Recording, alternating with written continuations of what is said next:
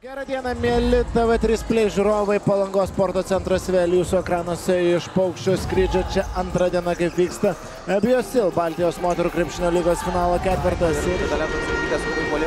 Na, ten labai gerai ėjo per užtvaras, o čia užsikūrus į kitą aikštės pusę. Brigitai Sinickaitei, Mikelionytė veržiasi pati iki galo ir kokį bloką ją išrašo Daugilė Ūsė. Tačiau vėl geresnės koordinacijos Daugilė Ūsė, atrodytų padėtis lyg ir nebloga, tačiau susistatyti patogiai kūno nepavyksta, o čia ir pirmieji Neptūno Amberto. Netikslos ir jau Donskykytė kitoje aikštės pusėje.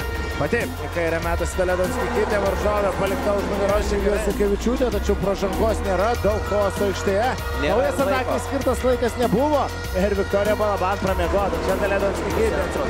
Klaipėdos Neptūnas yra pelnęs vos 3 taškus, Vilniaus Kibirkštis 4, Eglė Zabotkaitė pelno 3.20. Ten Daugilės Ūsės užtvara, 2 prieš 2 sužaisti nepavyko.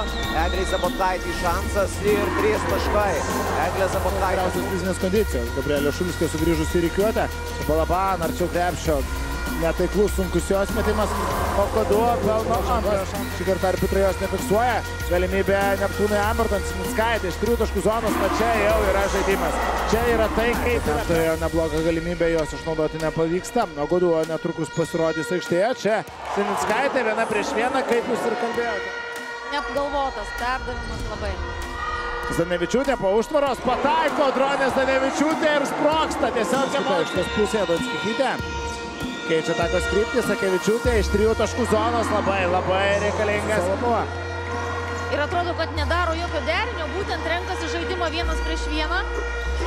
Na čia Sinickaitė tiesiog išsiveda tokių momentų, kai komandos tiesiog neišnaudoja savųjų progų, o čia jau Saulė Mikelionytė jos pirmieji taškai. Pro šalį taigi lygus rezultatas 41-41. Mikelionytė atsibunda tik 4-ajame kėlinyje. Pasivežimas garantuotas, smagu matyti. Sinickaitė sustipro 2 prieš 2 ir 2+1, juvelyriškas bei elegantiškas. Sekundai palikta prie 3 taškų linijos. Veržys krepšio linki, Sinickaitė. Nedaug trūko dar ir pražanga, po to išsitirpus. Užsiėmė padėtį ir tiesiog pasivogė kamuolį.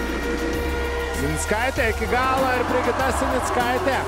Matysime kiek kitokio, kaip ir minėjome, sezonas dar nėra baigtas. Sezonas dar tik artėja prie savo kulminacijos. Šiandieną mūsų lauks kova dėl pirmosios vietos Baltijos lygoje, vėliau ir Lietuvos moterų krepšinio lygos batalijos.